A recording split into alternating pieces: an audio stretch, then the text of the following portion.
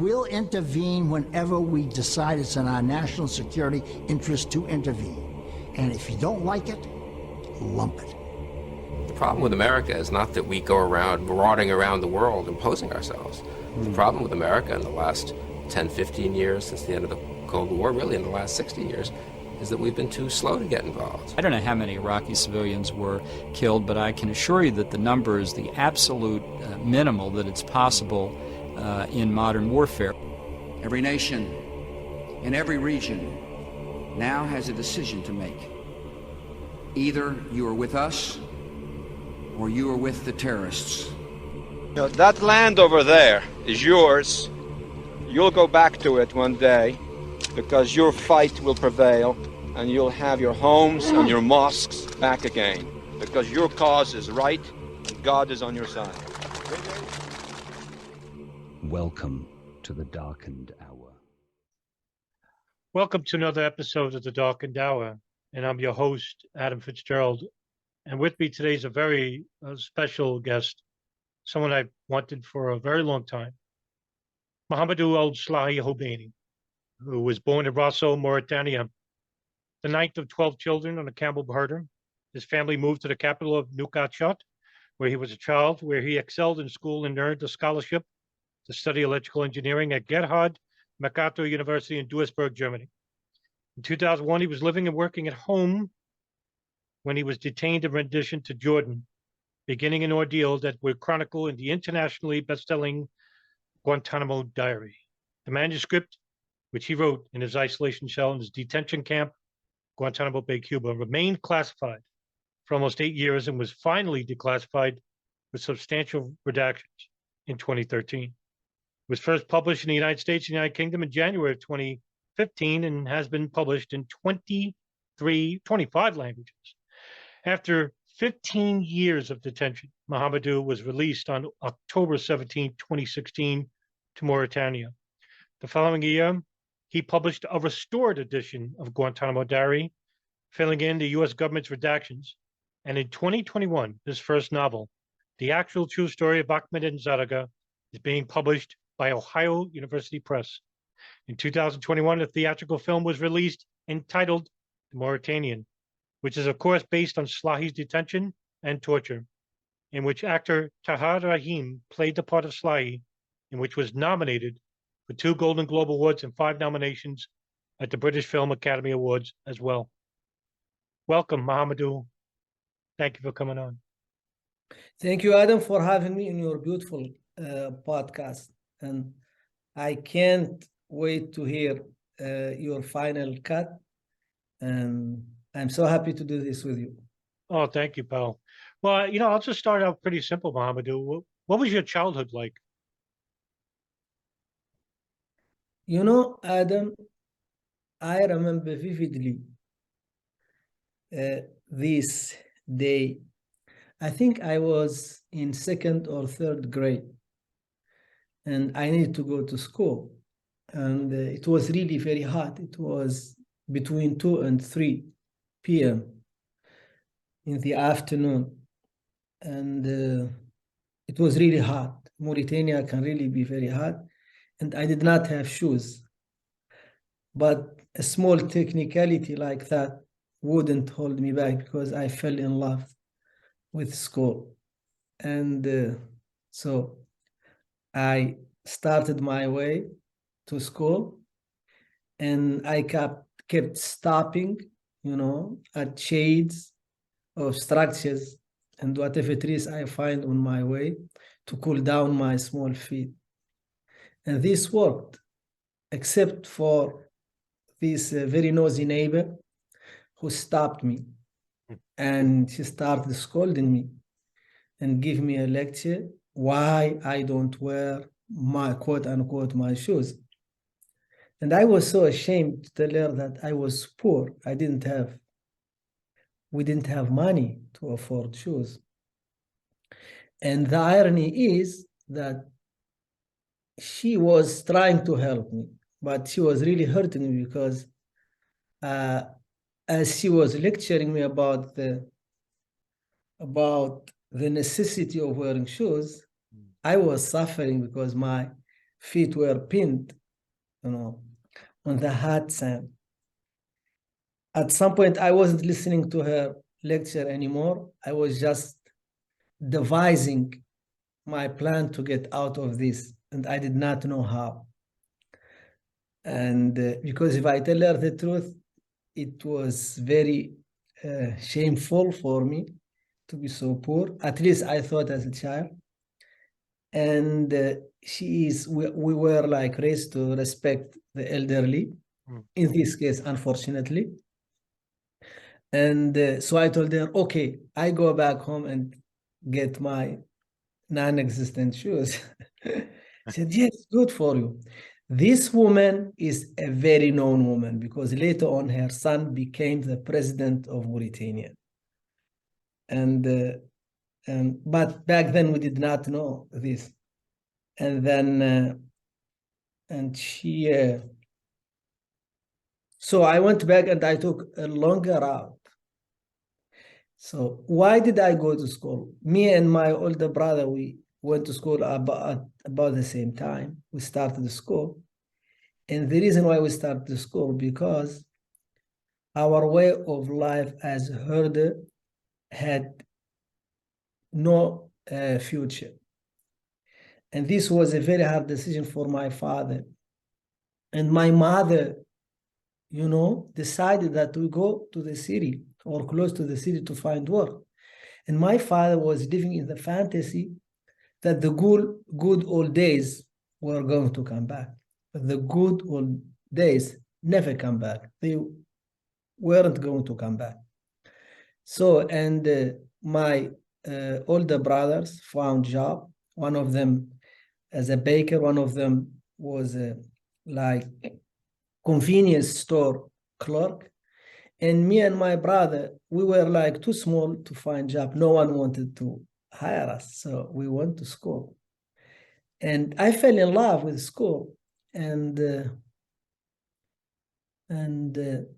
my family never asked me about school because my mother, and because this was our first experience with Western, with French education system, because in our system as Bedouins, we don't have tests. You just study as you wish, and you study what you want to study. Of course, your family decide that you start with Quran, with grammar, etc. And I never told them about the test. And no one asked me about the test.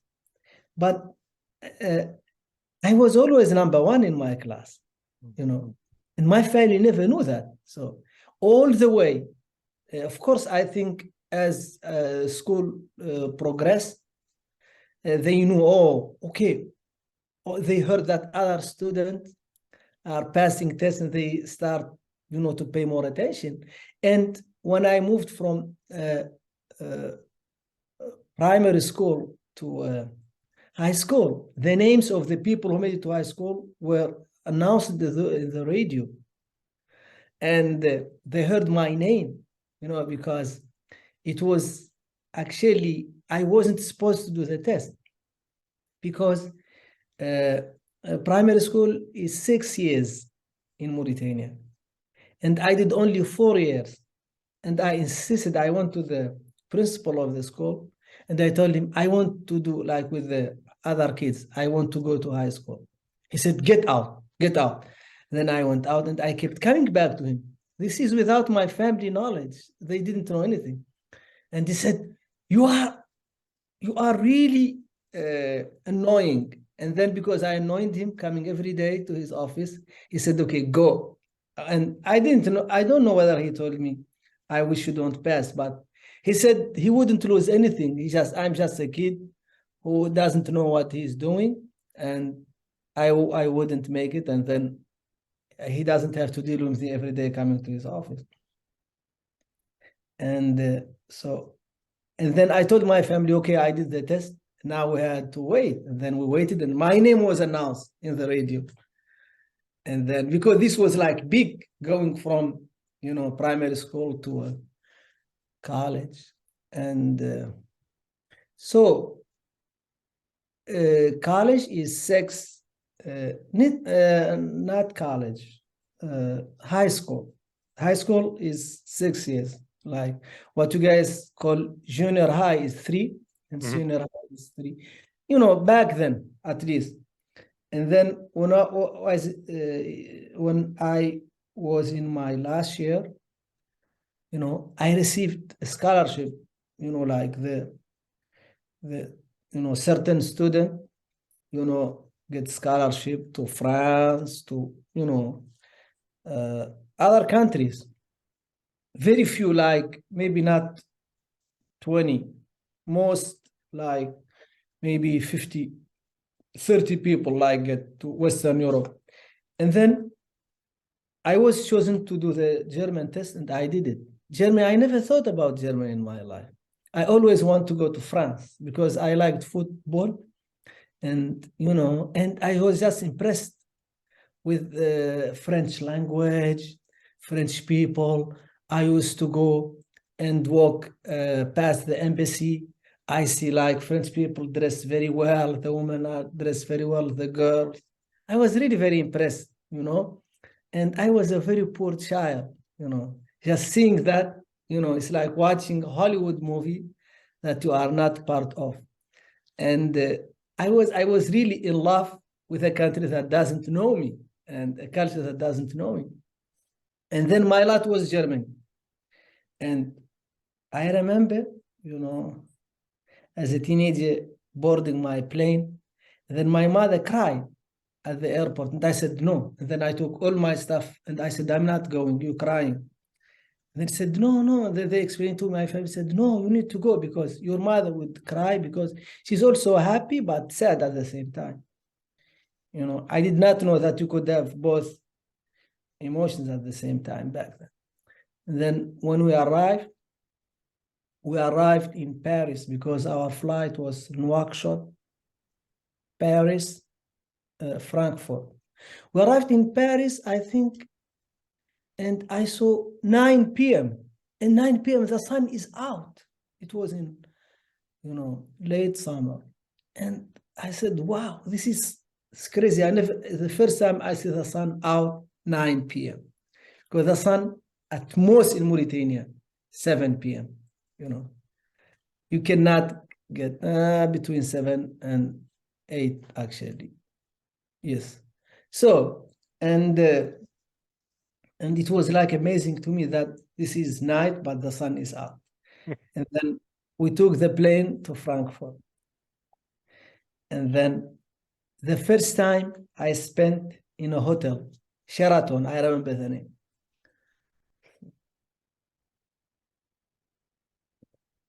And the first time in my life, I sit alone in a room. No one with me. The first ever, 17, 18 years old, I was never alone. And I was scared to be alone, because like the notion that, you don't have a privacy if you are not alone is erroneous. You can have all the privacy you want if you are not alone, because you can really disappear in plain sight with the family, You just like ignore them. And then you're alone already. And I remember, I also had a TV in my room. This is big. We didn't have TV because my older brother, when my father passed away, I didn't tell you, my father passed away when I was 10, 11 years old. And my brothers, took care of us.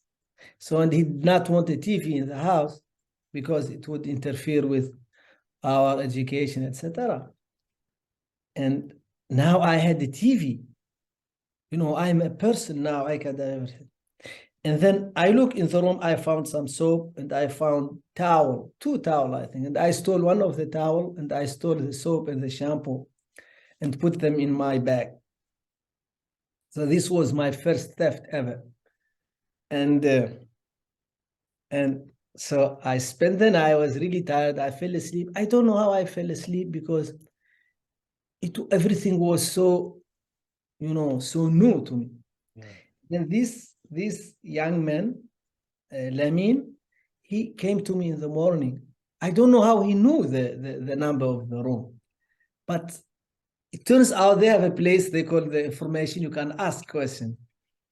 And that was because I came to my room using the lift. And that's what I was completely disorientated. I didn't know where I am because the lift, it's so amazing. There is a box, you sit in a box, you hit a button, and then zzz, and then you go inside another room. So I didn't know how to go back, and I didn't know how to use it. So this guy came to me, young man. He said, we can eat like for free. I said, really? He said, yes, we can eat for free. So, and I came, and it's amazing that when you are like a kid, a teenager, you just go with the flow. There is no conception or anything. You just go with the flow. I didn't know how to use the elevator, but I just went with it, and I will learn it later on. That's how it's going. And then we went to this very big buffet. A lot of businessmen. This is like 5-star hotel, I presume.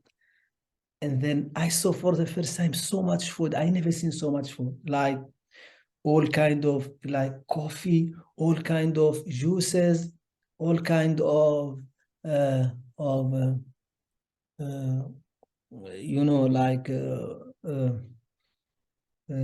Bagels or everything, breads, everything, like and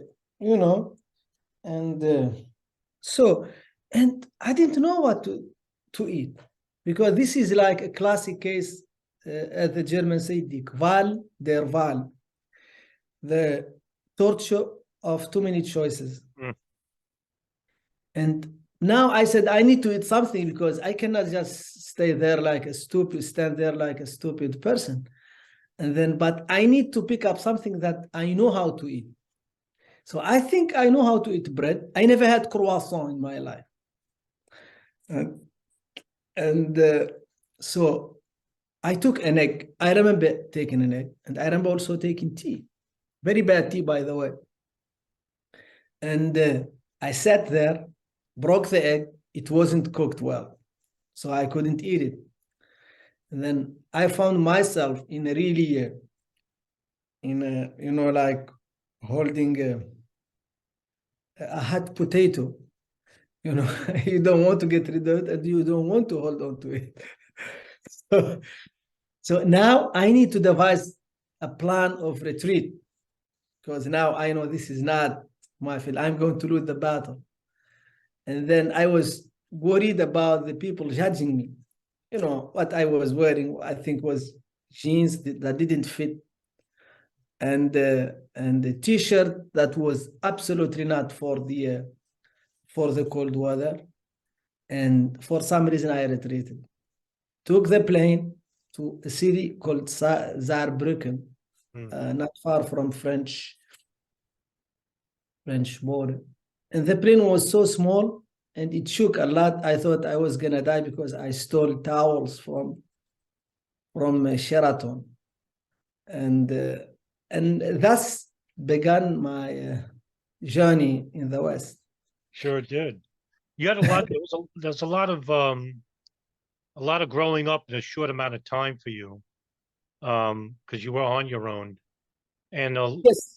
Around that same time too, there's a lot of worldly events happening, and one in particular is, to me, a game changer: the Soviet invasion of Afghanistan.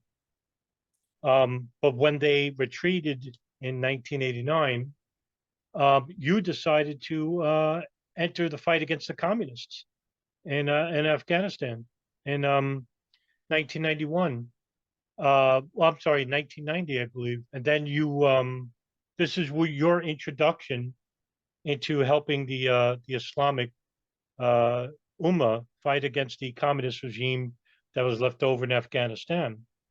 And you were introduced to an Al-Qaeda training camp in Al-Farouk. just tell us how you heard about this group and what made you want to go to Afghanistan in the first place. Correct. So, like when I came to Germany, I started learning the language. And for the first time, I experienced freedom. I did not know what freedom was. I always, because I grew up in a military regime where my mother, may she rest in peace, would tell us as kids that we cannot talk about politics as children, and that the walls had ears.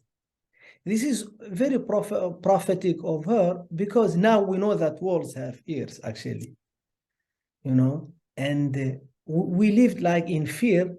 And, but I wasn't too afraid because I was a kid. So I didn't, I know there was no, I had no interest in politics or anything. So, and as long as you don't challenge the regime, you're safe. If you don't have money and you are not doing politics, you're safe, And I couldn't like put it this way, but that was my instinct. So, and but when I came to Germany, I saw that people can criticize the government. They can talk, and even they made like fun of the government on national TV, on like public funded, TV. They can make fun. This is like unheard of for me as a kid. So, and then I was like really very upset why we wouldn't have this kind of freedom in my country and in the region. And I started to read and listen. There was a lot of material about Afghanistan, about Palestine. By the way, I went to a Palestinian event. I went to Iranian event and the demonstration, because I picked up the language really very quick, and then I was able to, go to the demonstration, go to speeches. And so Afghanistan was very practical. Palestine, I was just a young person and I wanted to help. Palestine was not an option because it's just not an option. And there is no Palestinian state back then to go to. So, and to help. Like they do now, they go to Ramallah, and so maybe I would have gone to Ramallah or to Gaza, but there was no Gaza back then as it is now, or Ramallah. So, and Afghanistan was very practical because Afghanistan was officially backed by the German government, and they had an embassy in. Back then, the capital is Bonn, not Berlin. I went 91, January 91. So I left like end of December and I get there 91. So, so I had this idea, and there was also a lot of material about Afghanistan. So it's accessible because you have this very powerful, triangular, alliance that support Afghanistan, the USA, and then the Gulf monarchies and Western Europe. This, you cannot get better than this, if you want money, weapons. So all of those people. And so you have propaganda material, everything about the war. And then I listened to tapes. So I had everything. And then the ambassador of the Mujahideen used to come to the cultural centers and mosques and hold speeches, So this is all official, and you can give money. And I didn't have money. And so they said we can also use volunteers. And the other thing that really sped up the whole process of going there is the invasion of the first Gulf War. Because the first Gulf War, you know, showed that we are not independent, and for some reason, without you know, giving any value judgment, that our regimes are really corrupt and the people are really having the shorter, you know, end of the stick every time. And then, so you have the invasion of Iraq, the humiliation and of war, and you have those like mujahideen, quote unquote, who are making gain and starting an Islamic country where everybody would have bread and everybody would be respected, and etc., etc. You know, back then I did not know that there is such thing as a theory and practice, no clue. So so I went to the embassy. I remember vividly when they gave me the address. It was on Theater Strasse 12. That is the Theater Street number 12. And I went to the embassy of the Mujahideen in Bonn. And then they, with another friend, you know, may he rest in peace, he died, he passed away. He stayed in Afghanistan, he passed away. And they gave us egg, you know, scrambled eggs. And then we ate with them. They were very like simple people, you know. The ambassador talked to us and he explained to us, you know, the war, that a lot of people died, become martyr, everything. And I always wanted to be a martyr, but when he spoke about it, I was really afraid, you know. Yeah. The whole, you know, dying and everything was really, he explained really in a very like casual, matter-of-factly fashion that really made me very scared, you know. And we both told him that we want to go there. And he issued us 2 separate visas in the guise of letters of recommendation. They were written in, I presume in Pashto or in Farsi. And I took them. I could only read my name. I couldn't understand anything else. It could have been, when this guy arrived, kill him, you know, as far as I'm concerned. And then I took this letter with me and I purchased the ticket. I paid 1,200 Deutschmark, that is 600 euro. And my ticket went from Düsseldorf in Germany through Jeddah, and from Jeddah direct to Islamabad. And I stayed in Saudi Arabia, I think, for 1 week. I had friends who studied at the Islamic University in Medina. I visited them and I did Umrah. Umrah is a small pilgrimage, you know, like you just go to Mecca and for like maybe 50 minutes. And that's began my journey with the Mujahideen and in Afghanistan. When you returned back to your country, it was the Senegalese and the Mauritanian Secret Service who vigorously questioned you when you were intercepted by authorities in Dakar after your plane trip from Brussels. You have Senegalese, Mauritanian, U.S. authorities deciding what to do with you, and there was much confusion as to what to charge you with, since there was no crime they can't connect you to. So 2 questions. What information specifically did they want from you? And when you were released and went back home, did it ever occur to you that the U.S. authorities would come after you again? So, do you mean like after you mean after my release from Guantanamo, or I don't understand? No, this was before, way before. Okay. You came home from Afghanistan and you went back traveling to Dakar, to Brussels. But the authorities were intercepting you in your trips. I think this was when you were living in Canada, I want to say. Correct. And the authorities were investigating you for I don't know what for, basically, but it seems that whenever former Mujahid traveled from Afghanistan, went back to their home countries, the investigated countries of like the United States or Germany or Canada began doing like open investigations into terrorism at the time when terrorism wasn't really prominent in other countries in the early 90s, but they started investigating you.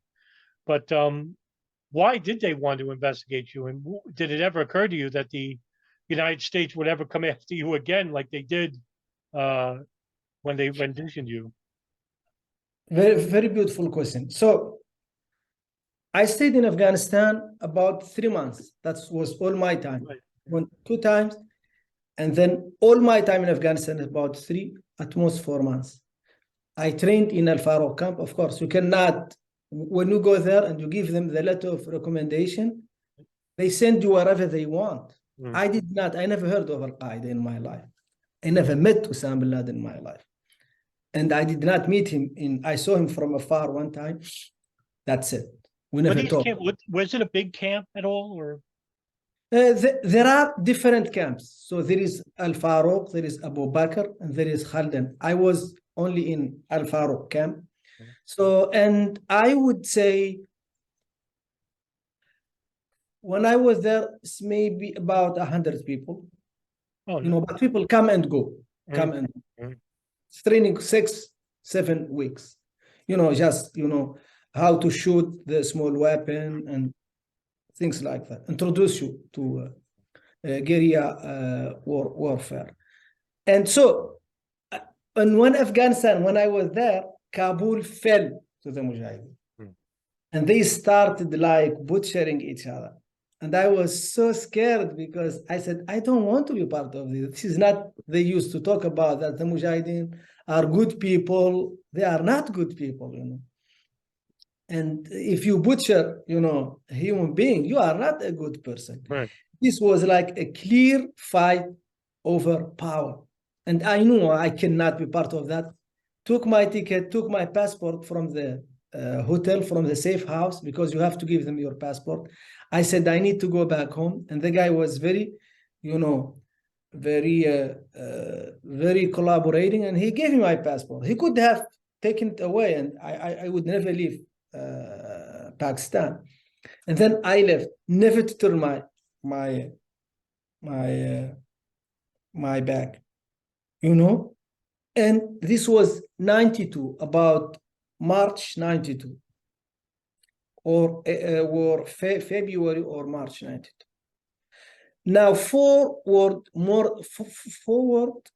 now, more than 6 years after that, 99, I received a phone call from my cousin who lived back then in Sudan.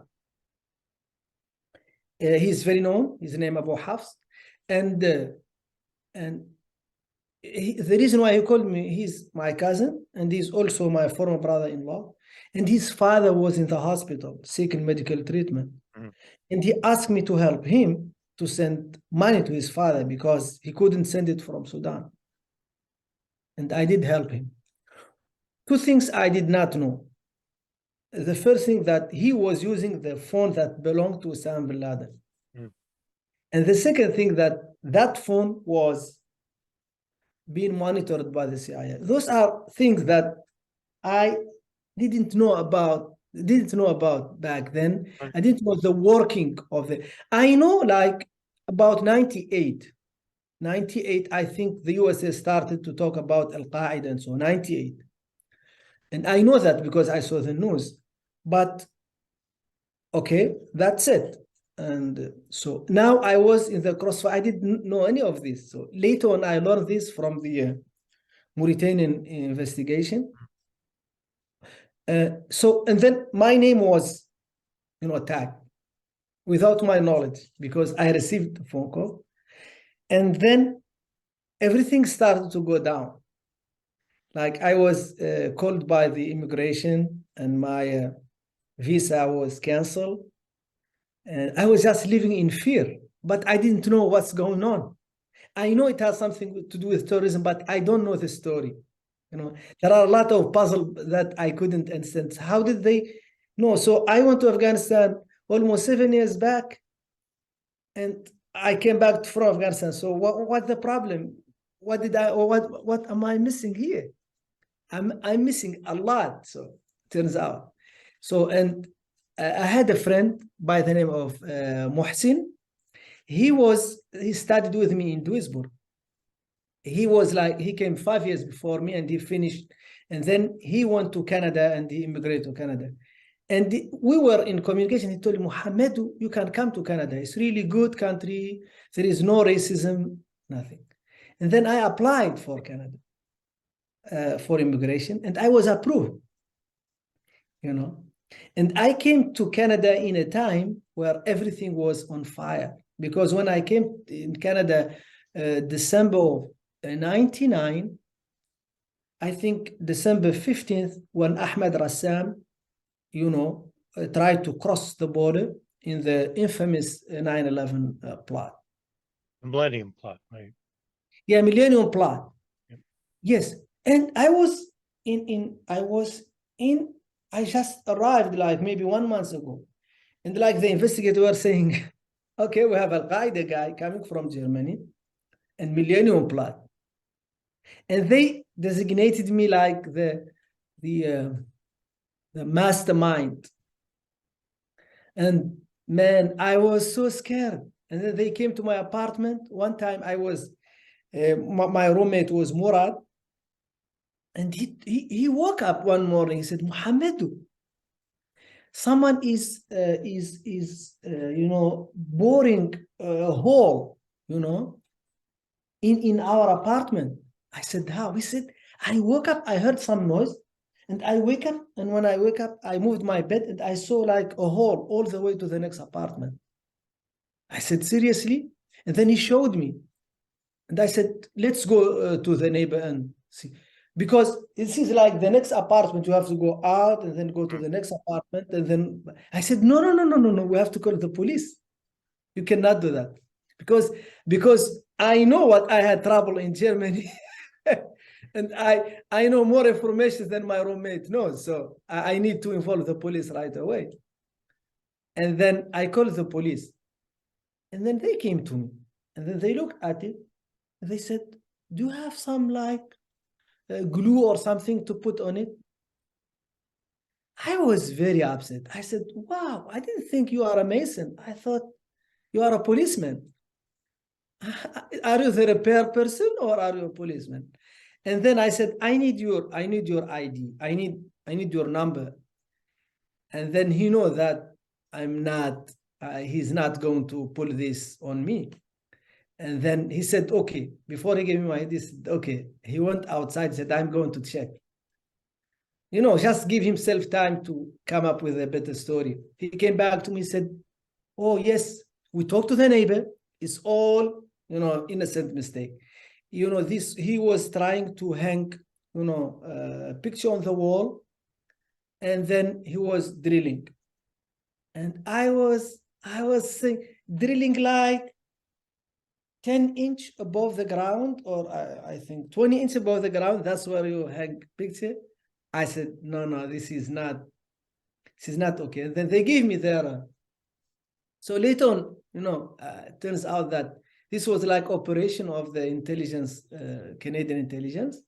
They want to, because later on we know that they were listening to me and recording my conversation, because I heard my conversation in Guantánamo Bay. The American, confronted me with my conversation. There is nothing in them, right. But still.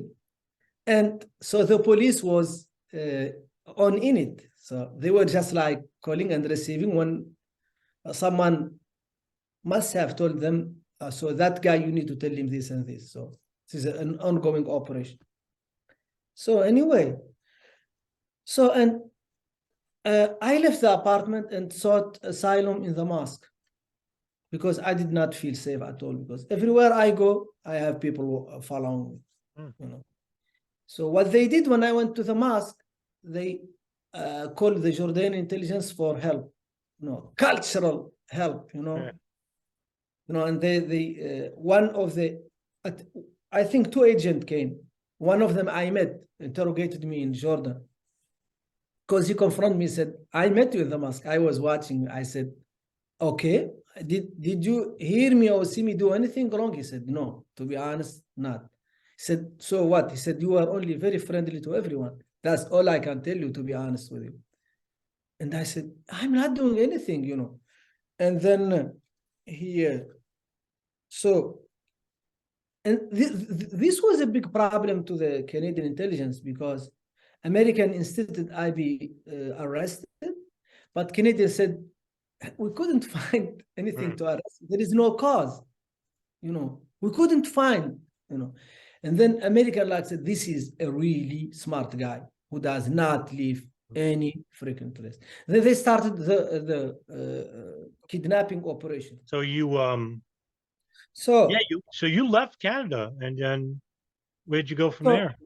So what happened? So I didn't feel safe at all.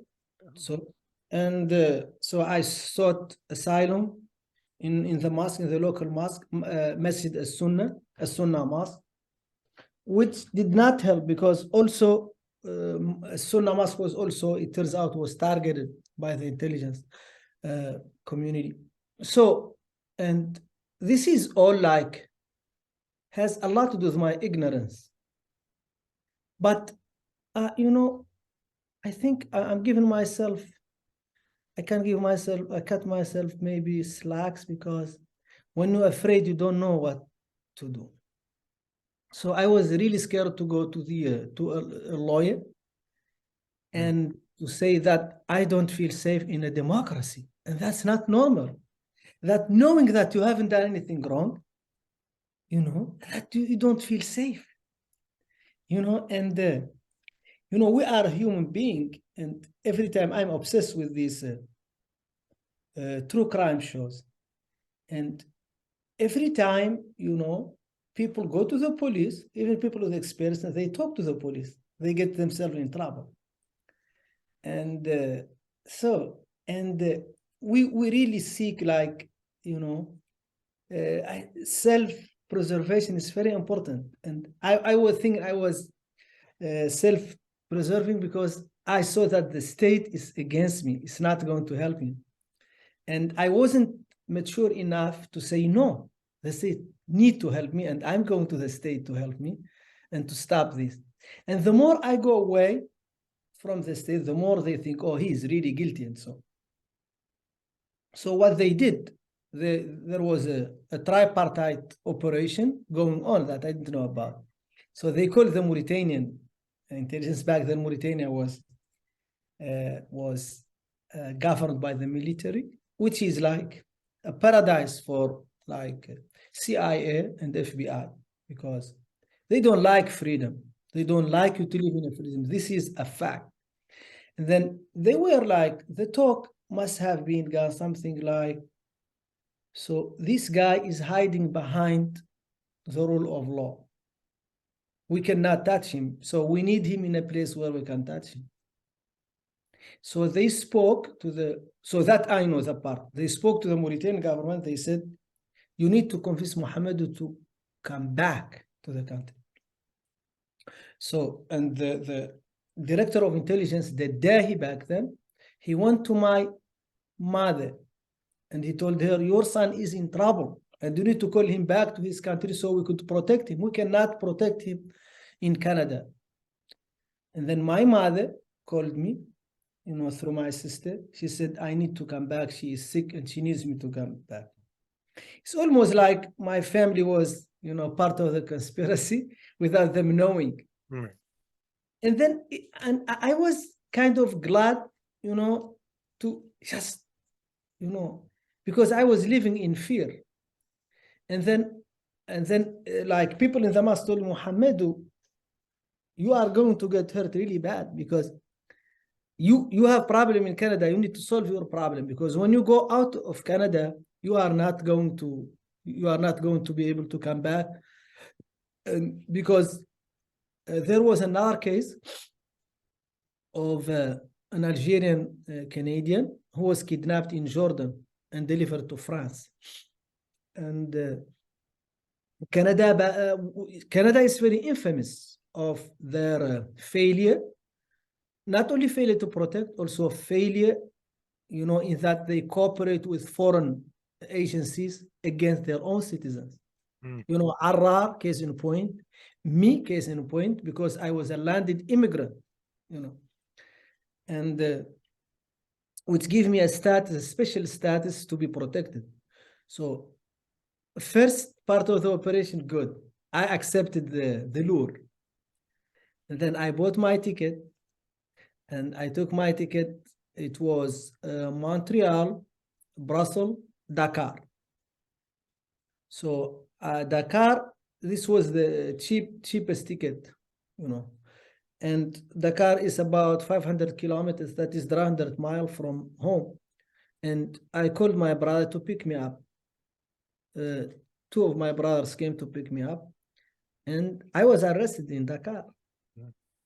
And later on, I was delivered in a special rendition plane to Mauritania.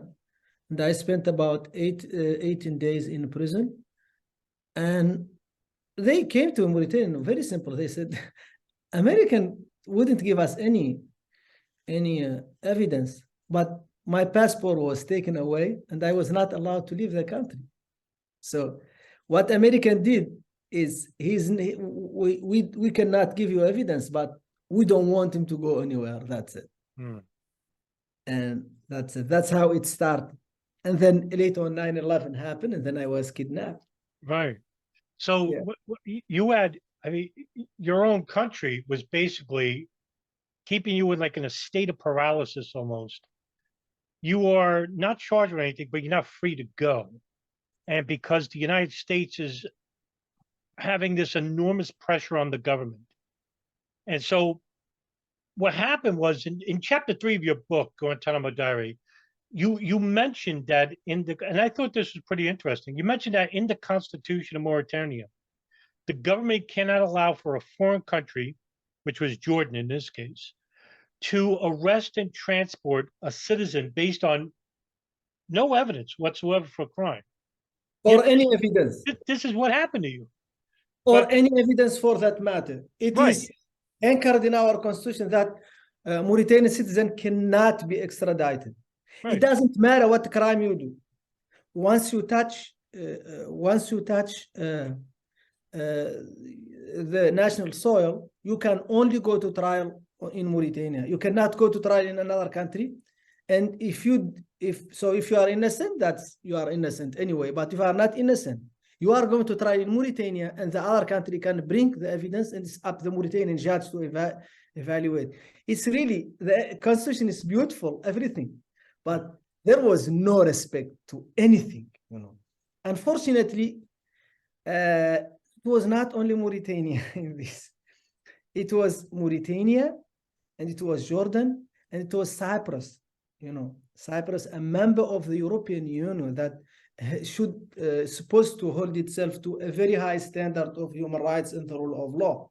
My plane touched down in Cyprus, and those guys went outside, did whatever they want to do. And I wished I could scream so that someone could see me, because I was entering and leaving countries without a passport, and this is I really felt helplessness all around,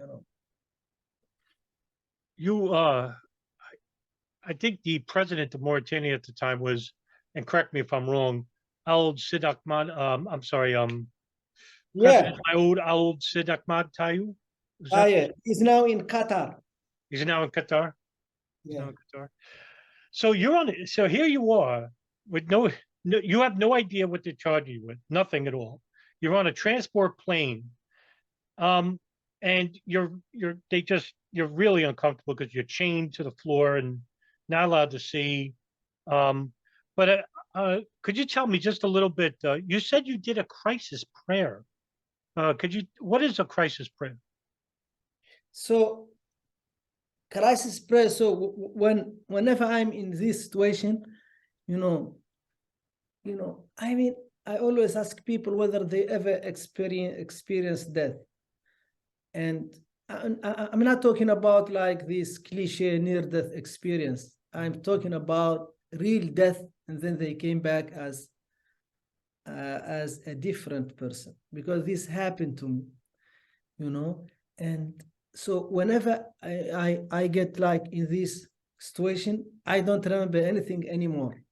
I don't remember my prayer. I don't remember the Quran. I forget everything except this crisis prayer, Ya Hayyu, Ya Qayyum, meaning approximately the living and the one who is taking care of me. You know, the living, Ya Hayy, or the living, Qayyum, or the one, my protector, you know, the one who protects me. That's it. And then I just keep like in my heart, because in this situation you are not allowed to say anything, or because they beat you. I just keep, you know, repeating in my heart. I remember, you know, he brought me, the director of intelligence brought me to give me to the Jordanian. It was Ramadan, and I was really scared, you know. And we stopped on the way. He wanted to buy something from a supermarket, and I saw this UN truck, and I just wanted to jump on it because the driver left the key and he went into the supermarket. But I saw a child. This was more a fantasy than anything. And I was so weak and so sick anyway. And the fear I felt is indescribable. I mean, I'm being sent to Jordan. I'm not being sent to Jordan because I was going to be treated in a good way. Jordan is very infamous for its human rights violation. And I was more scared because the US wouldn't take me. Because I told my director, so if you want to give me to the US, you can give me to the US directly. He said, no, the US asked us to give you to Jordan.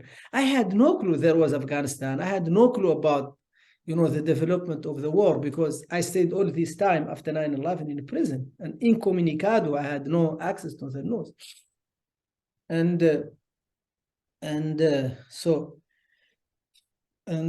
So we came, and then so the plane touched down. It was, I think, Gulfstream, kind of. It was a small plane, 6 people. And so there were like 2 pilots, you know, 2 interrogators, and 2 like ninja-like special force kidnapping team. They didn't speak. I don't know who they were. And then the chief, you know, the chief of the operation, you know, stepped out of the plane, and then it was me and the director of intelligence. And then he spoke to the director of intelligence, but the Dahi did not understand him, because the Dahi, he knows only like Mauritanian Arabic, like, and French, and of course he knows standard Arabic, obviously, but the Jordanian guy spoke with accent that you really need to be like me, you know, to meet people from that region in order to understand. So he didn't understand him, and I translated. I said he wants fuel, and then the police director called the whatever, and then they came with the truck that gave them fuel, and he asked us, the Jordanian guy, he says, where is the detainee? Then the director said, this is the detainee.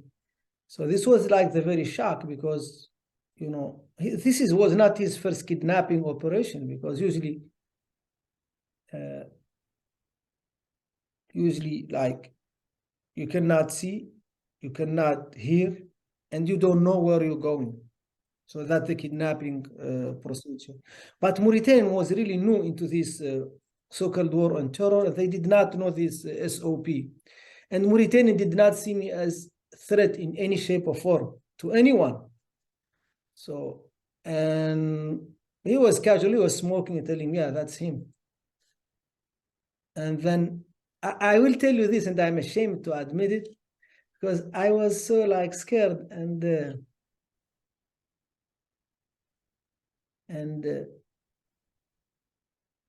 I was just, out of my mind. I asked the Mauritanian, I said, could you please ask him not to torture me? I actually told him that. And this is, if there is desperation, if there is any statement of desperation, this is one. Those people I'm talking to are thugs, are criminals who make a living to torture people, interrogate them outside the rule of law, and kidnap them, completely outside the rule of law. And I'm trying to negotiate with them, like not to hurt me. So, so they took me to the plane, and then they did the operation procedure, like chained me and then blindfolded me, and right away they start the operation. Jordanians are very trained, so I think they're, this is only me, but I think they're really trained by like Special Force USA, and so they have very close relationship with them. And it's one of the things that speaks to that they trust them more, because they sent me to them, because to the law enforcement like CIA and FBI, it's a mess to send me to the US, because following the rule of law is too much that is not necessary, really. You need, like they would say, you need to get down and dirty. And this is unfortunately very scary. Very scary to have a very vital, important institution of the leader of the free world who does not believe in democracy and the rule of law. That's very, very dangerous for the future of freedom anywhere, by any measure, by any standards. And so this whole democracy, this is all a game to them, that play, to the people who don't understand how things work. Those people are savages. And savages, we don't need the rule of law. We need to torture them, get the information, get the hell out of it, And I am all around the proof that they're wrong, All the indications they had are wrong. And this is a human being. So we know we have democracy now. We have the rule of law for a reason. Because no matter what the king think, he may be wrong.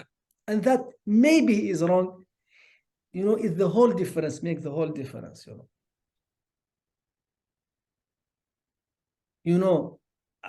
people say you pee on yourself. I think I was so dehydrated that I couldn't pee on myself. But I think nothing else would have stopped me. The kind of fear I experienced, I cannot put in words. Waiting on torture, waiting on all that I read in books, about the torture, people who went to prison, and I read about what they experienced. I imagine the worst. And we have a saying in Arabic, انتظار العذاب أشد من وقوعه. Waiting on torture is worse than torture itself. Yeah, worse than torture itself, right? Yes.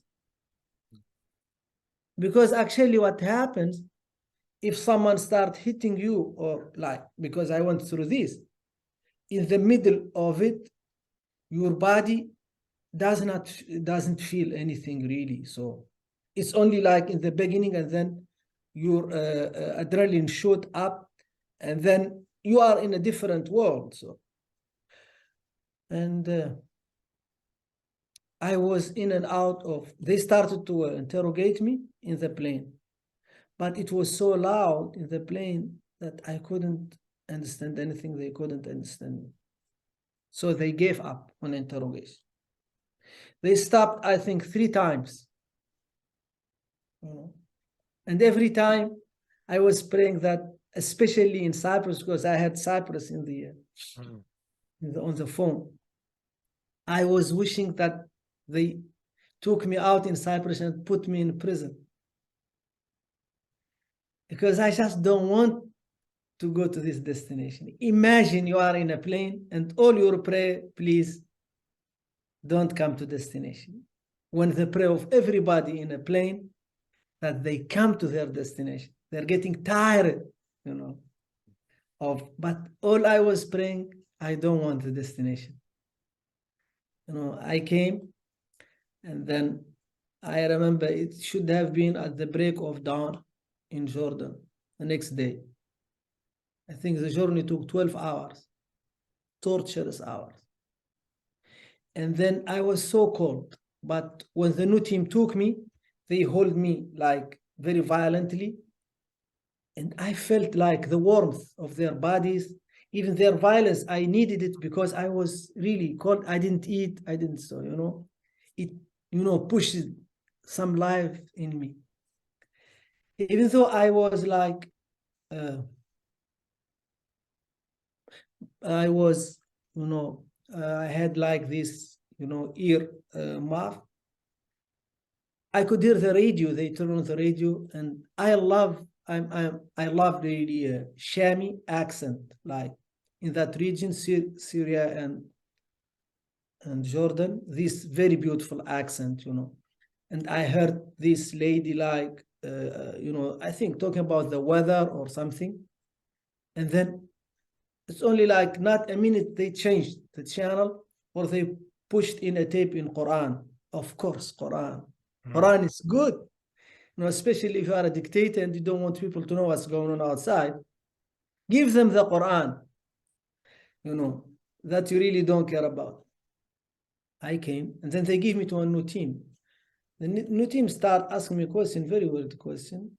Where are you from? Mauritania. Where did they capture you? I was like, in Mauritania. I said, what? I said, in Mauritania.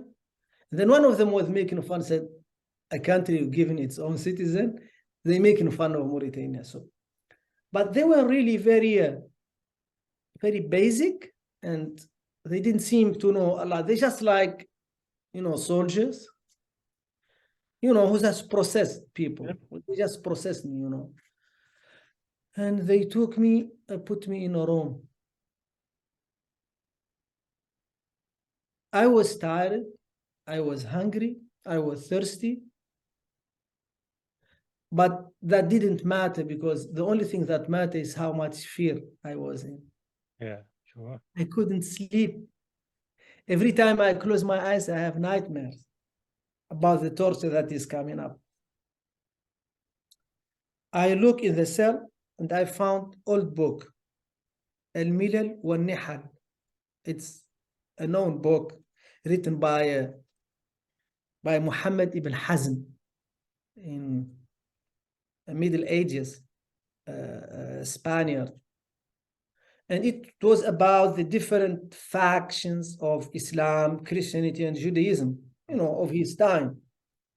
And I hated that book because I didn't want to hear about war. I didn't want to hear about people differences or anything, because I found myself a victim of when people fight,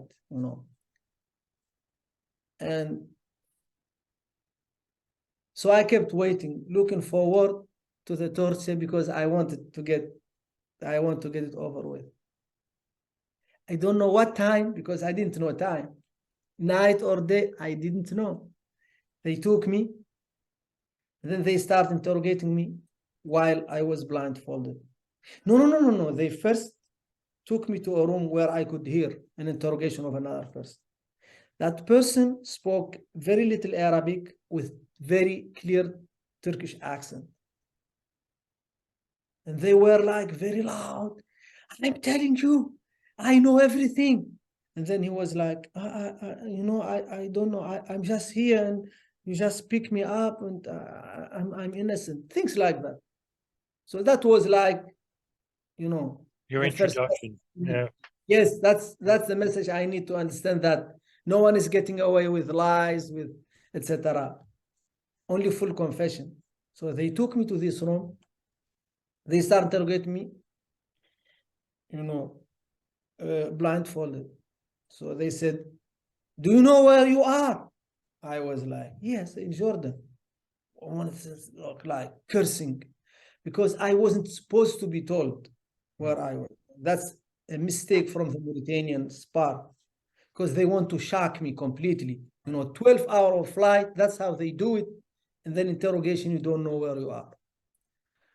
And then I said, yeah, they told me in Mauritania I was going to Jordan. So, and then they took the blindfold. Then they said, you know what? He said, you know what? This is thugs. This is not anything that you can imagine, you know, to be in anywhere, you know, unless, you know, you cross, you know, double cross the mafia. You know, I have only one question. And if you answer it, I'm sending you home. Sending you home. Of course, you know, I was losing my mind, but not that, you know, I know that he was telling the truth or anything like that. So, but I said, yeah, yes, of course, I answer any question. So I wish I could play you here. I tell you that I'm a hero and I told him, go screw yourself. No, none of that. None of that. I was just, you know, I just wanted to answer this question knowing that I'm innocent and go back home. Mm-hmm. This whole thing that I refused, I only refused because later on, because I know there was no value in answering any question. That's when I said, I'm not answering anything. Because I tried everything to tell them I'm an honest guy. I never did anything. And after so many times, I just gave up. I said, I'm done, you know. So I said, of course I answered. And then he gave me the passport, it seems, of the person whose interrogation I just witnessed. It was a German passport with clear Turkish name, because I can recognize Turkish names. Very recognizable if you know anything about the region. So a German passport, Turkish name, very normal, because very big, like many Turkish people, you know, are like 2 to 4 million people living in Germany are of Turkish descent. So that's something I really know, and that's very smart of him to try to make connection between me and him. He said, I need you to tell me who is this guy, and then we send you home. You know what? I wish I know that guy, because at least that would have, you know, give me some like kind of favor, you know. Very favor. I need something. I need something, dude. I had no clue who that guy was. Zero clue. And I was really very, very disappointed at myself. I told him, I have no clue who this guy is. You are a liar. I'm not going to say all this like, you know, his language was really bad. You are a liar. You are all terrorists. I know you are, you know each other. I was like, I don't know him. I don't know him. I really don't know him. I have no clue. I cannot tell you. I know something I don't. And then he said, okay, he sat with me. He said, he offered me tea. And that was like the best cup of tea, because like, you know, like when I drink it, like life goes into my whole body. And I also, it was a permission, not only, it was a permission that I can live. So it was a permission from this God, you know, this self-claimed God, that I have the right to live. This was much more important than the tea itself. I sat there, you know, the warmth start to creep into my, or my body, and sitting in front of this evil person, a person I consider to be evil, because I do believe in intelligence services. I do believe in police. I'm not a radical, but I do believe that security services need to serve the people and not to torture them and to kidnap them. That is so horrific. People you trust, people you give sole, right to use violence, and they turn against you. That's horrible, and need to stop in my region and everywhere in the world, including in yours. And so there asked me a question, just your regular question. And so I didn't experience like most of what I experienced is like, isolation. Most of the time I didn't know day from, day or night. I lost the count of the days later on.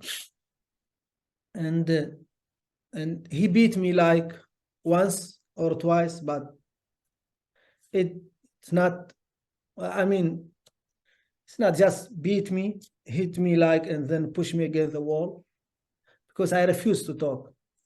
And then he took me to the torture room, and he just blindfolded me and let me listen to people being tortured. To be honest, I don't know whether it was a tape or this was like torture. Later on, I knew they tortured people, because during my time, there was an attempt to assassinate the chief intelligence officer in Jordan. So I know that they torture people there. So, but I don't know whether that was them torturing them or just tape of them. And then I couldn't sleep.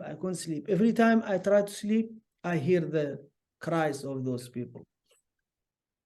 And from there, the CIA took me and to Afghanistan, from Afghanistan to Guantanamo Bay. Yeah, the Jordanian pressure was under a lot of pressure by the United States, actually, because of the 9/11 attacks. It seemed like the whole entire Islamic government itself, from various countries, were under enormous pressure from the United States, their coalition partners, to cooperate, so this way they don't look bad in the eyes of the Western world. And it was through no fault of their own, but they're pressured. And a lot of these governments basically are corrupt governments in itself. Nevertheless, they had even the Jordanian authorities had nothing on, and they knew it too. Yeah, and actually, I forgot to tell you that you're absolutely right. Their report was very clear, and that really made the Americans very upset. Right. When the Jordanians said, they cleared me. And then I remember Mr. X telling me, this is America. 9/11 happened in America, not in Jordan. He was very upset, and they were. But I think CIA, to be honest, I really think that CIA was on the same page as the Jordanian. That's my research. That's and I wouldn't disagree with that, because in November of 2001, the White House made the memorandum about redefining what determines a terrorist or somebody who's a threat to national security, and they bypassed the FBI, because usually the Department of Justice here in Mohamedou, in the United States, the Department of Justice usually is the agency that defines what a terrorist is. After 9/11, the White House basically said, no, the president is now the power, and basically the Attorney General here in the United States and the Department of Justice had no idea that they rewritten this law. And so people like yourself are now determined to be terrorists because the president says so. And so you actually get renditioned to Guantanamo Bay. You have no idea. Absolutely. And I can just add to you that I was bare. I laid there bare because I had no one to defend me. I had no country to defend me. And to CIA or FBI, I'm of no value, and this fascist, view that I always hear, even it's creeping even into journalists. An example, you heard this tea and invitation on tea. So one of the questions that the journalist, without even noticing that this is a very fascistic something to consider, even like they told me. So they spoke to me, and they went back to this FBI, and then the FBI guy, he's Diego, what's his Robert Seidler from San Diego. Robert Seidler. So he told them, I think, or I thought, I don't know what what time he used, that he is guilty because he wouldn't talk to me, and he wouldn't answer my question. And then the journalist came back to me, and I think he meant well. I said, yeah, he told us you wouldn't talk to them, and he said, that don't you think this is suspicious? And I told him, first, I don't agree with your premise that I need to talk to the FBI. I was kidnapped from my home. And the first thing they do in the United States of America, if they capture someone, they have to read them their Miranda right. You don't have to talk to us. Anything you say can and will be used against you in a court of law. And coming from Mauritania does not deprive me of my human rights not to incriminate myself. So that any Asian think that because I came from Mauritania, I'm a young Muslim, I have to spill the bean to them. It's not something I agree with. I would never accept this, and used it as, okay, he's guilty because he's not talking to me, And you can see this, even I saw it in a very liberal-minded people, that American people are special. This is a message that is so dangerous, and is so to be honest, very annoying to me, and very very counterproductive to the cause of freedom and in the world. And you really I dealt with just regular American people who really think that they are better than the rest of the world. And honestly, you cannot have a government doing all of these things without having some kind of support on the ground, for these acts. Or I would say, at least, I'm not important for, to be made fuss about, That's why I was kept in Guantanamo Bay, even after the court cleared me, 6 years after the court cleared me. So you get there, and you have no idea what's going on.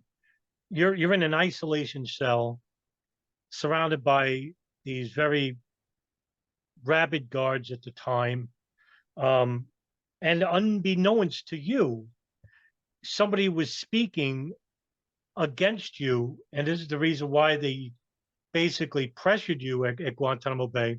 But you found out later that it was Ramzi bin al-Shibh, who was being tortured at the same time. Correct. Saying that you had met him in Chechnya, and that this would turn out, of course, to be untrue. But I want to hear from you, because actually what the government now implicates was that because of Ramzi bin al-Shibh's admission to torture, that you actually had met with Mohammed Atta, Mawan al-Shayyin, and told them, don't go to Chechnya, but go to Afghanistan. And that became the planes operation. So I'll let you explain what happened here, Mohammed. Yeah, absolutely. You would be shocked if you don't know this already, what I'm going to tell you. So first, actually, so when they start to pressuring me so the first time I saw Ramzi Shaibe photo, it was in Jordan. And then they showed me the photo. I knew one thing. I saw this guy, but I had no clue where or when I saw him. This face ran, I saw this face one time. And then I told him I don't know him. And then, but they kept bringing him in Guantanamo Bay, really, the FBI, the military, what do you know about this guy? And then I went back because they told me this is Ramzi Shebeli. And then I went back to the block. I was back then in Mike block. And I asked the people, why they keep asking me about this guy? And then this guy, but his name is Malik, he was laughing. He said, Mohammed, I was captured with him. This guy, they said, he's responsible for 9/11. I think I almost wet my pants when he told me that, because this was like very serious, you know. Yeah, yeah. And then I told him, Malik, why they said that he talked about me? I don't know this guy, I told him. He said they tortured him really bad because he was like, when we were in the black side, he told me, they were torturing him. He was crying all night long. We could hear his cry all night long. And then I said, I am really in bed, you know. So what happened? So they asked him about me. And then obviously, I don't know, but if he was telling them the truth, we met in the mosque, and then I invited him with other friends, and then we ate at my home. So that's it. I don't know him. And then so when they encouraged him with torture, he made up a story. This is one of the most amazing stories you will ever hear in your life. They said, you need to tell us about this guy, because this was like their golden opportunity. I was like not leaving apparently any evidence anywhere. And now they have some guy who can really provide them the evidence, and then they can say everything we did, everything we believe was true. He said, okay, yes, he sent me to Afghanistan. They said, okay, how do you know him? He said, I met a guy, and he gave me his number. They said, what's the name of the guy? He said, Khalid al-Masri. So Khalid is a name, very common name. Al-Masri means from Egypt. And this Khalid al-Masri became the obsession of the CIA and the FBI, because this is the connection between me and Ramzi. Mm-hmm. And they went back to Germany and they found a Khalid al-Masri. Right. They were following him until he left Germany. He's a businessman, and they kidnapped him in Albania. He was tortured in the black side, and then when they found out that this guy has nothing to do with anything, he doesn't even know me, they dropped him back in Albania. So when they came back to me, I said, I don't know Khalid. So why? So when they tortured me, I said, yes, Khalid, I'm sure I know Khalid al-Masri, and yes, he gave me. And I told them, I corroborate to them under torture, whatever the guy told me. So, and of course, this later on proved to be very, very false and very horrible, because when they told me to take a polygraph, I was so scared. I said, I don't know this guy. I don't know any of this. They said, you just said what you want to say in this polygraph. And I took back everything, you know, and then I passed the polygraph, you know. And that's how bad and how these zealots are completely like, you know, not really protecting your country, but just doing anything, you know, jumping on anything, you know. What's profound about your story at Guantanamo is that the sheer amount of psychological and physical torture you encountered, and you experienced through the book various amounts of torture. Most people under such duress would break almost immediately. You actually held out far longer than I realized. But what made you hold out for so long? I really don't know. To be honest, just, you know, hope. Because I was saying every day, this is going to stop. But this was not going to stop. Every day, you know, because I didn't know any more days or night. Right. I was like living in a you know, another dimension. I don't know. And every time, you know, they assault me sexually, they beat me, no food, you know, all kind of humiliation, you know, pain every day. And every time I said, this is going to pass. I'm just waiting because on them to give up. But this was going on, you know. And then when they came to me, they said they're going to kidnap my mother. I broke. I said, whatever you want to sign, you give me a blank paper, I sign it, and you can write anything you want. This was their golden opportunity, you know. And then I wrote them. And then Sergeant Charlie, you know, he came up and he told me what they think I did. And I wrote it down and I signed it. And, you know, ironically, this was like the undoing of their plan. Because those people don't think anymore. They were so drunk on the power they had that they just took all this confession and took it to the prosecutor, military prosecutor, and they came to me because they told me you are the first death penalty. And you know, I wish I could tell you, you know, I had no feeling. I was numb when they told me. And he was like explaining to me what death penalty means, everything. And I was listening. I was just waiting on him to go away because I want to go back to live in my head in the cell, you know. And yeah, and this was like so crazy because they were so like, they want this on the fast lane, like death penalty, you know, convict them to death, send them to the firing squad. That was their, like, you know, their mentality back then. And, you know, because those people are not lawyers, you know. And, well, you know, I met Couch. I did an event with him in Switzerland last year. And, you know, he was like explaining to us, I don't know, I remember his words, but that death penalty case, you need evidence. When he saw that was no evidence, like, you know, a confession under torture is not evidence. It is not corroborated with anything else, you know, zero corroboration, you know. I couldn't have done what I signed for them. But I'm telling you, when someone tells you I'm going to kidnap and like assault your old lady, there is nothing you wouldn't sign. You know? I made peace with death penalty. You know, they kept you in an isolation cell. Like you were the most important prisoner at Guantanamo Bay. Yes, number one. Yeah, you were the most important prisoner. Yes. And they kept you in this isolation cell away from everybody else.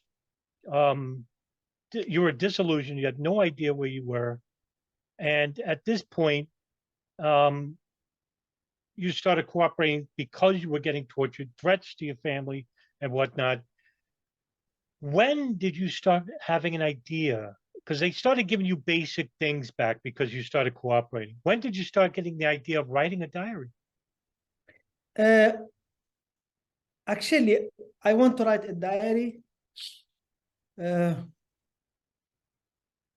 first time I got a pen and paper, and so so they start getting paper, so to write letters, the detainees. And I think the first time or second time I got to write a letter, and then they refused me. I couldn't have pen anymore to keep, or papers to keep, because I was uncooperative, quote unquote. And then I started to like steal or borrow from other detainees, you know, through the cell, because I wasn't yet in. And then I started writing my diary in Arabic, French, German, and very little bit of English. English was only like to learn English. And then they came to me and they took everything away. That was my first attempt. Right before they took me to the torture program, they took everything away. And then the whole idea died because I had much more important thing to deal with, i.e. pain. And then when they, 2 or 3 years later, when they told me that I'm going to see a lawyer, I saw a window. And back then, I was allowed to have pen and paper, especially that I can write my lawyer. And then I just start writing. And then within days, I wrote 163 pages. And then when my lawyer came, I gave to her. And then she told me, oh, this is good, you need to keep writing. And then I go back and start writing from the beginning. And within 2.5 months, I sent her all the diary that you have. Because I just kept writing in letters, very small, and send her letters and send her. I remember the last page, and then I write the next page. That's how I wrote my diary. And at this point, you probably had no idea that you were never going to see home again, considering all the charges they were going to charge you with. Yes, I made peace that You made me peace. the least I could get is like life, because it was very clear to me that, unless, there is like a miracle, I wasn't going anywhere, because, yeah. But then here we are in March 22nd, 2010, U.S. District Court Judge James Robinson granted the writ of habeas corpus and ordered your release. But Robinson would state before the court that the, quote, is what he would say, the government had to adduce evidence, which is different from intelligence, which you were provided, but it was false intelligence, showing that it was more likely that Slahi was part of Al-Qaeda. To do so, it had to show the support that Slahi undoubtedly did provide from time to time within Al-Qaeda's command structure, but that never happened. So the government, he claims, didn't prove this evidence. And so the Department of Justice would appeal that decision. Now, did that make you start to lose hope that you would probably say, well, I'm going to be resigned to my fate? So, during the trial, as you know, I decided to do the very risky thing of, testifying. And I discussed this thoroughly with my lawyers. And I told them I have nothing to hide. There is nothing they can tell me in court that I'm afraid of. And they told me it's dangerous because you are open yourself to incriminate yourself. I said, I'm going to take my chance. And they said, they think also that it's good that I testify, but they had to explain to me also that it's very risky, very dangerous.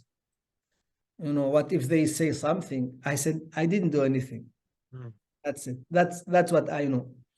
And then during the trial, the first line of questioning, I don't know whether you read, but it says, did you read jihadi magazines? I said, yes. Did you watch jihadi film? I said, yes. And then some question like this line, what I read in my life. And then Robertson was so upset with it. He said, is this against the law?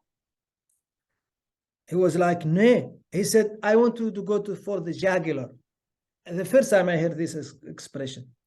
But you ain't got no jugular, do you? He said, no, Your Honor, I don't have a jugular. He said, that's what I thought. And I was crying because this is the first time ever in my life that someone is saying something that is logical to me, because I wasn't allowed to say anything logical. I was not allowed to, because when I say I'm innocent, they torture me. I have always to say I'm not a good guy, And so, and then he said that I can never be interrogated. This was more important to me than winning the thing, because this continuous day after day interrogation every day since I was kidnapped was just so much. And then they came to me, FBI came to me, and then they took all my stuff, like my books, everything. And they said, you need to annul the decision of the court, and then we give you TV, we give you all the movies you want. And I refused. And I stayed 6 years, resisting, them, to allure me, because they really were very upset that they had an expert about Islam, about the Middle East, and they lost me from one day to the next, for free. For free. Yeah. And then out of the blue, June 2nd, 2016, you finally had your periodic review board. And then a month later, the news on October 17, 2016, news that you probably wouldn't have never imagined that you were going to be released. And then you were free. You were free. You went back to Mauritania, but they took away your passport. So you couldn't leave. Right, you couldn't leave. But you were detained for 16, here you are, 16 years, which seemed like an eternity. And I study true crime. I can't imagine, and I can't put myself in your shoes, and I can similarly imagine what the amount of sheer terror, pain, and torture that you went through, only to have this elation, a reversal of freedom. And what did that feel like for you? So I remember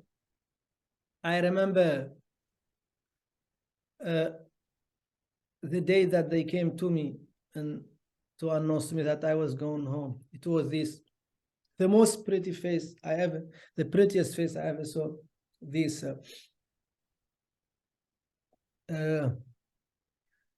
U.S. Air Force captain. She stuck her head through the beanhole, and I was like days in isolation in my cell. It was hurricane season. I couldn't leave. And she told me, "You going home? You know that?" I said, "No, I don't." And then I remember what I had in my cell. I had the pictures that my family sent me, and I had a couple of CDs from 2.5 Men, and I have these Shakespeare plays. I asked for them, but I didn't understand anything. But at least if someone saw them, you think that I'm smart. So, and I didn't know. I was like afraid of outside. I didn't know what it looks like to be outside. Just like if someone comes to you and said, "You are going to Mars." You don't know what to expect. And then, and when I came home, it took me like 2 or 3 weeks. I didn't know anything. Like, I don't have also a remembrance of anything. And there is no recollection of those like 2 to 3 weeks. I didn't know what I did in them. And I was shocked when I came to the like civil registry asking for my papers and my pass, and they told me you cannot have them. So I was, released from Guantanamo prison and put in a bigger Mauritanian prison because I wasn't allowed to talk to anyone about what happened to me. Shoot the messenger. It took me 4 years of intimidation. You will be so, you have to shut your mouth and so. And then, but I never stopped asking for my rights. I never stopped asking for my freedom. And here I'm today in Amsterdam, one of the freest, cities in the world. And I'm so happy, and I'm so grateful. I met so many people, so many beautiful people. And, I won, Freedom Prize of the Netherlands the last year. And I speak the language now. I've been here 14 months. And, and I'm just so happy, I'm so happy. And, I learned one thing, because when you die, you always know what matters to you most. And I know what matters to me. What matters to me is being kind to everyone, and never say anything nasty to anyone.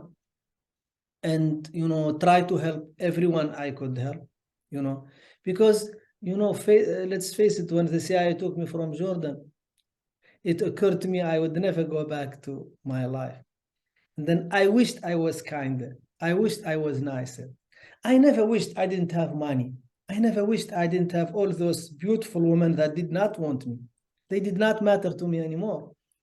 And all that matters to me is the thing I would take with me when I leave this life, kindness, and how much I helped other people, on their path.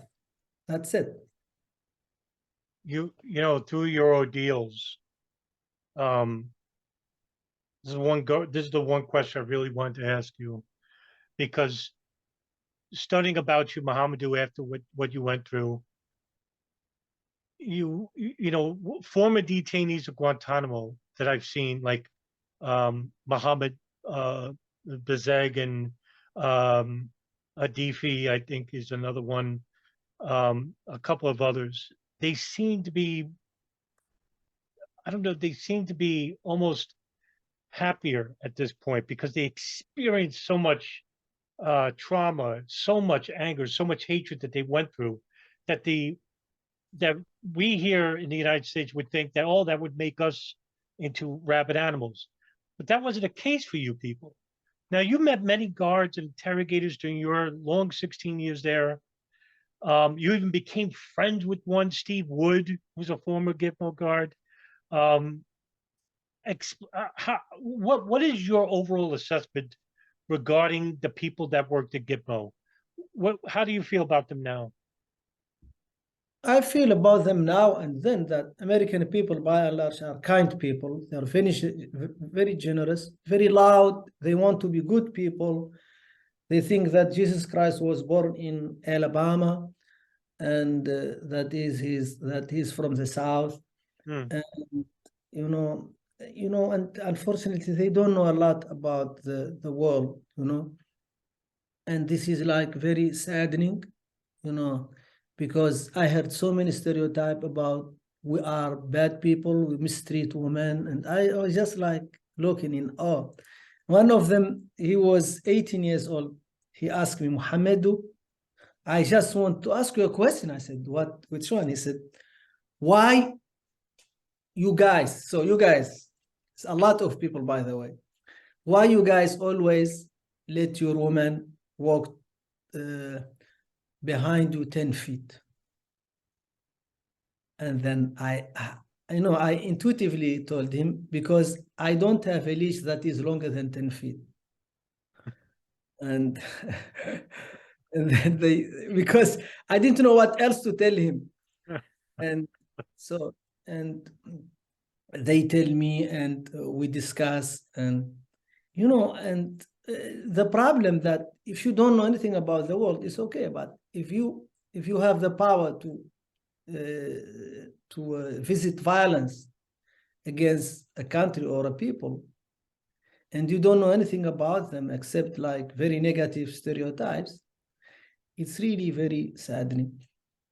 I decide, I have beautiful friends, people I consider family from the US, and and I want to work with them and for peace and in the world, and for also democracy and freedom in our part of the world. Because I don't believe, like when you say Americans, that's a very big group of incoherent group of people. But if you say human beings, human rights defender, people who believe in values, believe in respect for other culture, that's a group you can like. And I'm trying to find those group because I believe in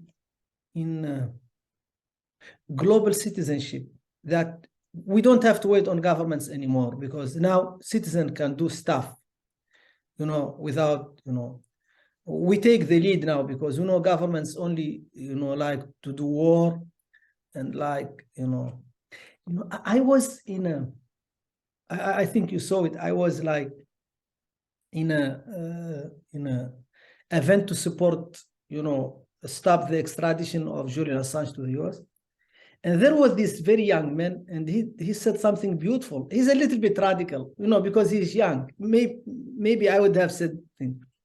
He said he does not believe in classification at all. He said there shouldn't be any classification. And he said something good. He said, there is no classification. There is only, nothing is unknown, but the government choose a group of people, like including contractors, and they have access. But because the rest of us are stupid, we don't have access to it. So, but there is no something that is secret, does not exist, he said.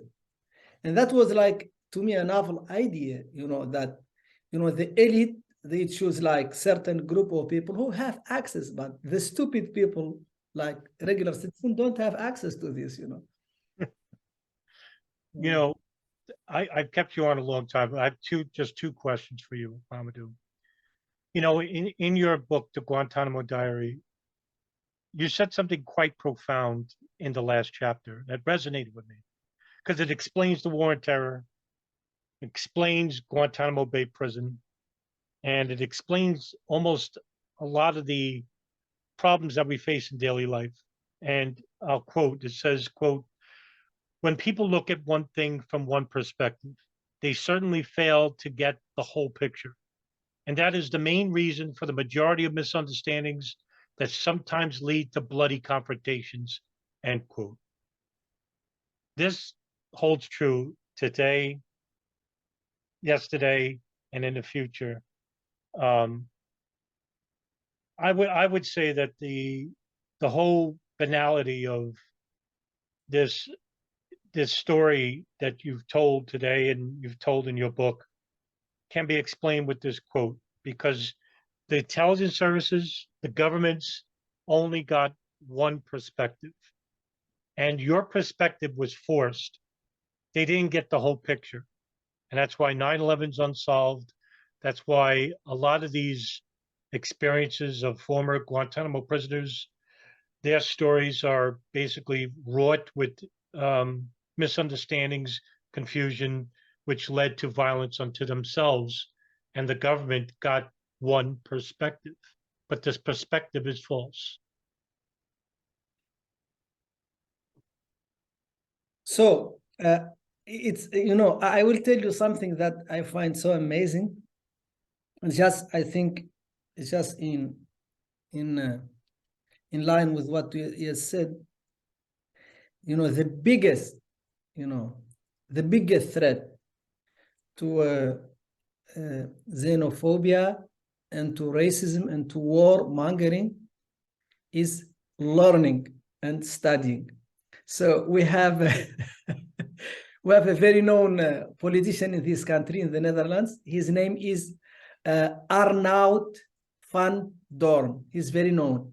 He used to be a extremist, this right extremist party, PVV. And he set out to write a book about Islam, the evil, quote unquote, evil religion of Islam, because that's what his party like to say. And, Dutch people are very, very hardworking people and very kind people. And, he wants to write a book, he needs to research. And there are interviews with him I can send you. And he started to study. He came back and he told his parties, I'm a Muslim now. And I saw the comment of Geert Wilders. Geert Wilders is very known, He said, the journalist asked him, what do you think about this conversion? He said, that's like a vegetarian opening a slaughterhouse.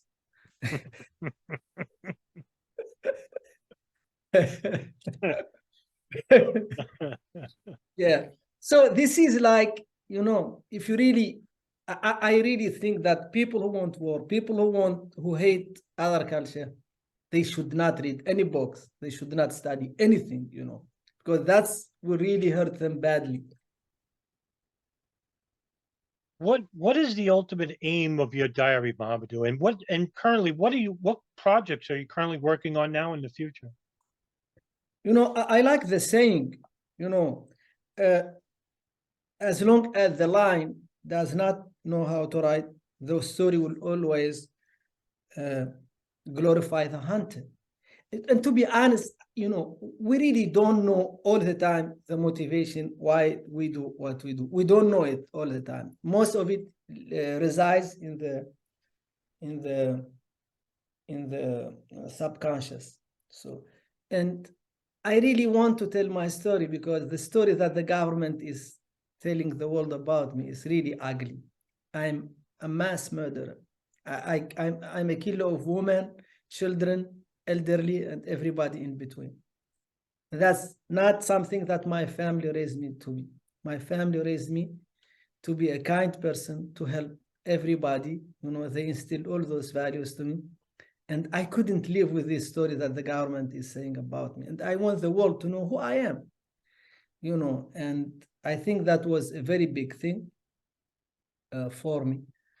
And now I'm working on, so I help write 3 theater pieces, Freedom, Fortune, and now the latest that going to premiere next week in Germany, but I cannot be there because I'm banned from traveling to Germany. It's called Yara's Wedding. It's based on Orientalism of Edward Said. And it just speak about this narrative that was crafted from the colonial powers about the Middle Eastern man, you know, and the Middle Eastern person, actually. And yeah, and most of what I do is just laying around and waiting, you know, that's it. You know, I don't have big plans. I'm not an American. I don't want to have like, to be a gazillionaire or anything. I'm happy where I am. What would be your advice to people who have lost hope or are losing hope and are going through a very troubling time? What would be your advice to these people?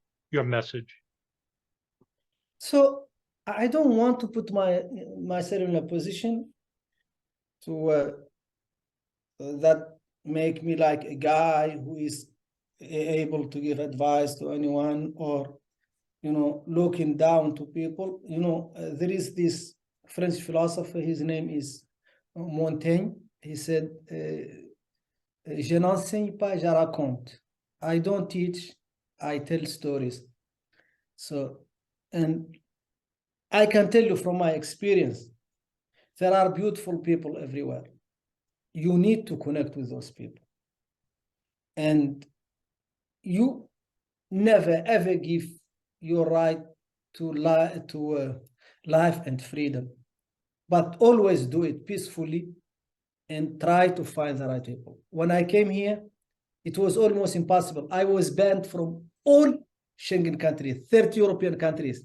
One slap from America, they banned me, you know. And I have people standing by me, you know, from everywhere, you know, including politicians. And now I'm here, you know. It took time, but, you know, and I just urge everybody just to connect with the right people, you know. You get when you have with them the same goals. You know.